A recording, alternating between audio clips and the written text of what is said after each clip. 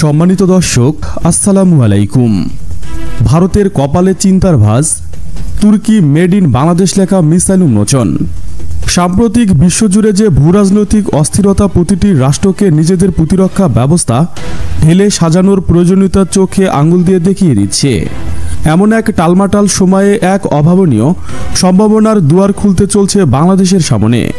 দেশের মাটিতে made in Bangladesh লেখা আকাশ কাঁপানো হাইপারসোনিক ক্ষেপণাস্ত্র, মুহূর্তে শত্রুর লক্ষ্যবস্তুতে আঘাত আনতে সক্ষম মিসাইল, ড্রোন আর অবৈধ আকাশ প্রতিরক্ষার স্বপ্ন এখন আর কেবল নিছক দুর্কল্পনা নয়। তৈরি পোশাক খাতে বিশ্বব্যাপী আস্থার এক সুদৃঢ় অবস্থানে থাকা বাংলাদেশ এবার অত্যাধুনিক সমর শিল্প গড়ে তোলার মাধ্যমে বিশ্ব উৎপাদকের তালিকায় নিজের নাম লেখাতে প্রস্তুত।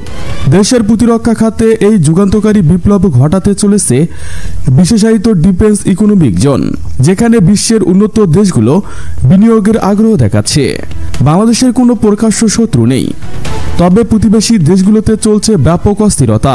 মিয়ানমারে চলছে ভয়াবহ গৃহযুদ্ধ। অন্যদিকে ভারতের সেভেন সিস্টার নামে পরিচিত কয়েকটি রাজ্যে দীর্ঘকাল ধরে জাতিগত সংঘাত বিদ্যমান। সীমান্তের ওপারে যখন এমন অস্থিরতা বিরাজ করে, তখন প্রকাশ্য শত্রুতা না থাকলেও নিজেদের সুরক্ষা নিশ্চিত করা যে কোনো দেশের জন্য অত্যন্ত জরুরি। সামরিক বিশেষজ্ঞদের মতে বাংলাদেশের আকাশ প্রতিরক্ষায় বর্তমান ব্যবস্থায় রীতিমতো উদ্বেগজনক।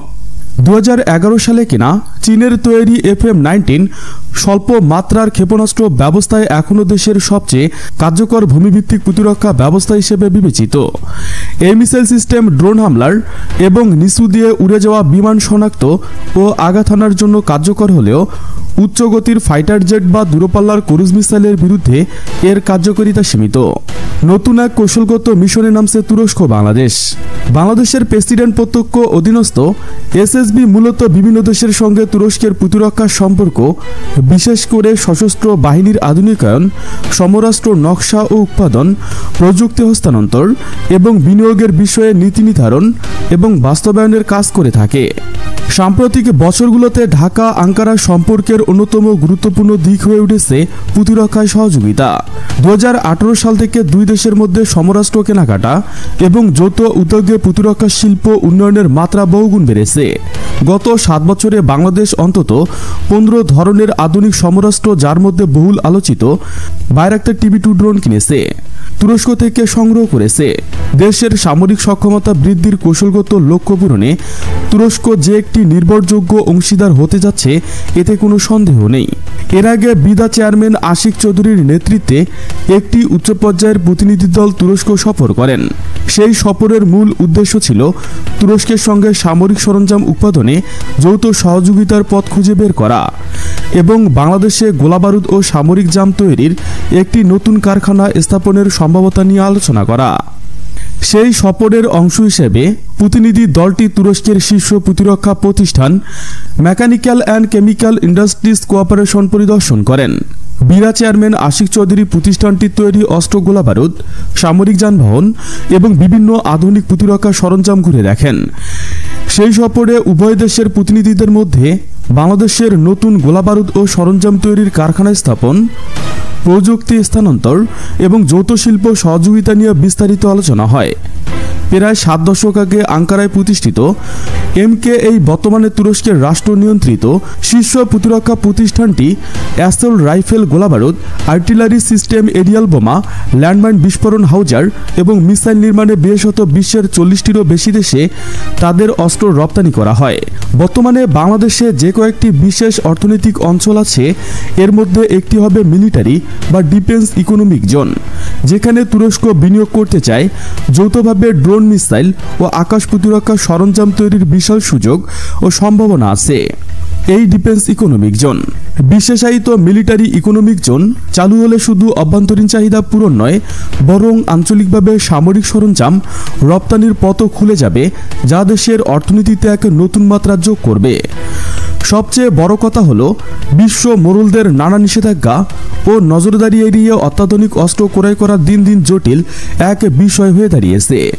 এছাড়া অনেক দেশ এখন সামরিক খাতে বরাদ্দ বৃদ্ধি করেছে।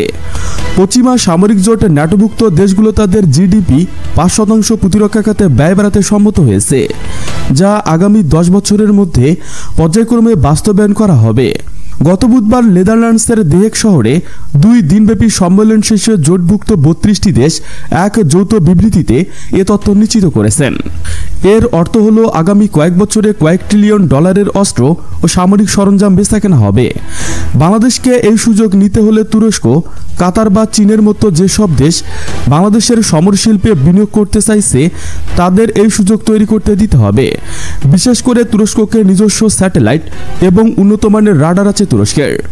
এখন তারা ক্রুজ মিসাইল তৈরির কাজ করছে। এর পাশাপাশি নৌবাহিনীর জন্য তারা যেসব যুদ্ধ সরঞ্জাম তৈরি করেছে তার মধ্যে রয়েছে আর্টিলারি মিসাইল, লাইটওয়েট টর্পেডো এবং সোলার সিস্টেম। তারা আন্ডার ওয়াটার অ্যাটাক ড্রোন তৈরি নিয়েও কাজ করতে যাচ্ছেন। একই সাথে যুদ্ধজাহাজের ইঞ্জিন তৈরি করা শুরু করেছে কয়েক বছর আগে। যদি এসব অত্যাধুনিক অস্ত্র বাংলাদেশে দ্রুতভাবে তৈরির সুযোগ পাওয়া যায় তাহলে বাংলাদেশের বহু মানুষ কাজের সুযোগ পাবে এবং অভিজ্ঞ হয়ে উঠবে, যা দেশের প্রযুক্তিগত সক্ষমতা বৃদ্ধিতে গুরুত্বপূর্ণ অবদান রাখবে। মুসলিম বিশ্বের অন্যতম শক্তিশালী রাষ্ট্র তুরস্ক বাংলাদেশের স্বাধীনতার পর থেকেই দেশটির সামরিক সক্ষমতা বৃদ্ধিতে নিরবিচ্ছিন্ন সহযোগিতা করে আসছে। এই সহযোগিতা এখন এক নতুন মাত্রা পেয়েছে তুর্কি প্রেসিডেন্ট রিসেপ তাইপ এরদোগান। এই যুগান্তকারী প্রস্তাবের মাধ্যমে বাংলাদেশের মাটিতে অত্যাধুনিক ড্রোন উৎপাদন কারখানা স্থাপনের আগ্রহ প্রকাশ। বাংলাদেশের নিযুক্তির তুর্কির রাষ্ট্রদূত এই বিষয়টি নিশ্চিত করেছেন, যা দুই দেশের মধ্যে প্রতিরক্ষা অংশীদারিত্বের গভীরতাকে প্রতিফলিত করে। এই উদ্যোগ শুধু বাংলাদেশের সামরিক স্বনির্ভরতাকেই সুদৃঢ় করে না, বরং আঞ্চলিক সক্ষমতার ভারসাম্য এক নতুন প্রভাব ফেলবে বলে ধারণা করা হচ্ছে। এই পদক্ষেপটি বাংলাদেশ সেনাবাহিনীর সক্ষমতাকে তাৎক্ষণিকভাবে বৃদ্ধি করবে, যা দেশের সীমান্ত নিরাপত্তা ও অভ্যন্তরীণ স্থিরতার রক্ষায় গুরুত্বপূর্ণ ভূমিকা পালন করবে। তবে দীর্ঘমেয়াদী লক্ষ্য হল স্বনির্ভরতা অর্জন। এই উদ্দেশ্য তুরস্কের অভিজ্ঞ ড্রোন বিশেষজ্ঞরা বাংলাদেশে আসবেন এবং স্থায়ীভাবে একটি ড্রোন উৎপাদন প্ল্যান্ট নির্মাণে সহায়তা করবে। এই প্ল্যান্টটি নির্মিত হলে বাংলাদেশ সেনাবাহিনী নিজেরাই তাদের নিজস্ব চাহিদা অনুযায়ী ড্রোন উৎপাদন করতে সক্ষম হবে, যা প্রতিরক্ষা শিল্পে এক বৈপ্লবিক পরিবর্তন আনবে। তুরস্কের TB2 ড্রোন বিশ্বজুড়ে তার কার্যকারিতা ও বিধ্বংসী ক্ষমতার জন্য সুপরিচিত। এটি ভারতের জন্য এক আতঙ্কের নাম, কারণ এই ড্রোন যুদ্ধক্ষেত্রে তার শ্রেষ্ঠত্ব প্রমাণ করেছে। সামরিক বিশেষজ্ঞদের মতে, যদি বাংলাদেশ সেনাবাহিনীর কাছে 200টি TB2 ড্রোন থাকে তবে পুরো বাংলাদেশকে এক অবৈধ নিরাপত্তার চাদরে ঢেলে ফেলা সম্ভব।